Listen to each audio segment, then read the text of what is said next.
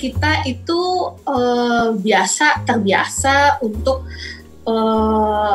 spendingnya kan banyak nih yang namanya YOLO, you only live once gitu kan ya. Ya udah sih spending aja. Kita berasa ya udah pakai hari ini liburan, besok juga masih ada gitu. Jadi benar-benar situasi ini tuh akhirnya bukan lagi membuat kita berpikir, tapi memaksa. Jadi benar-benar kita hidup sekarang tuh langsung di-cut gitu. Udah langsung nggak bisa. Bukan pakai proses yang, ya lu coba dulu deh kalau misalnya kita kurangin rezekinya gimana. Ini enggak, ini benar-benar cut langsung misalnya gitu ya. Dan di situ benar-benar ada shock, ada kaget. Jadi wajar, ya pasti ada dari dua sisi. Ada yang sudah siap kayak oh ya udah gue udah siap. Ada juga karena banyak banget di luar sana yang nggak siap tuh banyak banget gitu ya, karena yang tadi berpikiran apa sih yang paling mungkin yang terjadi yang membuat kita tuh nggak punya income lagi, nggak sampai kepikiran ke sana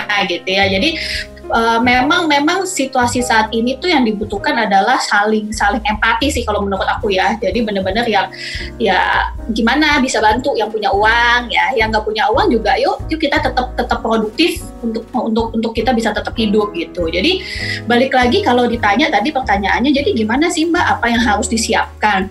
Nah ini benar-benar tergantung sama kondisi keuangannya masing-masing teman-teman yang sekarang ada di sini seperti apa.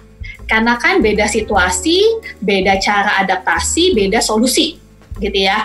Kalau yang teman-teman boleh lihat di Instagramnya Joska, kemarin kita share, kamu masuk tipe cash flow pandemi yang mana nih? Di saat pandemi sekarang, kamu masuk cash flow yang mana gitu? Level berapa? Level 1, nggak ada perubahan, misalnya kayak tadi Mbak Andra, income masih tetap jalan Mbak, gitu kan ya, income masih tetap jalan, expense masih jalan, jadi belum ada efeknya terasa. Oke, itu nanti caranya juga beda. Atau level 2, aku income-nya di diskon. Oke ya, yang tadinya misalnya 10 juta, sekarang jadi 7 juta, itu masih kayak gimana? Yang ketiga, aku benar-benar kehilangan income, tapi punya tabungan, mesti gimana? Atau yang level 4, aku nggak punya income, dipecat, terus nggak punya apa-apa, harus ngutang. Nah itu kan nanti cara adaptasinya berbeda. Cuman yang satu garis besar yang harus dilakukan sama semua level itu adalah berhemat Mas saat ini. Ya, mau kamu punya uang lebih, mau nggak punya uang lebih, nomor 1 adalah yang harus dilakukan sekarang adalah melakukan penghematan atau benar-benar evaluasi lagi terhadap pengeluaran kita, budgeting pengeluaran kita. Karena kenapa? Yang tadi Mas Mario ngomong di depan, karena unsur ketidakpastiannya sangat amat besar. Maksudnya apa?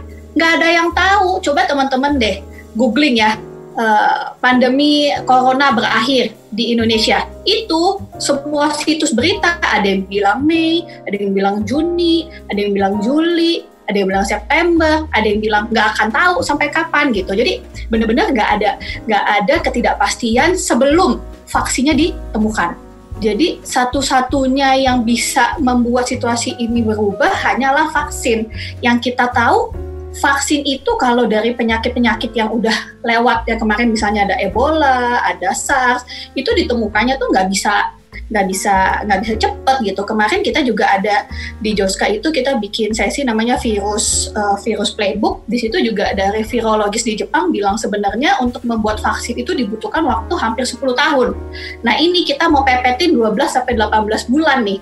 Yang justru cepet banget gitu dan ya belum tentu ada gitu. Jadi karena ada unsur ketidakpastian, apapun tipe cash flow-nya teman-teman sekarang, berhemat itu menjadi hal yang wajib.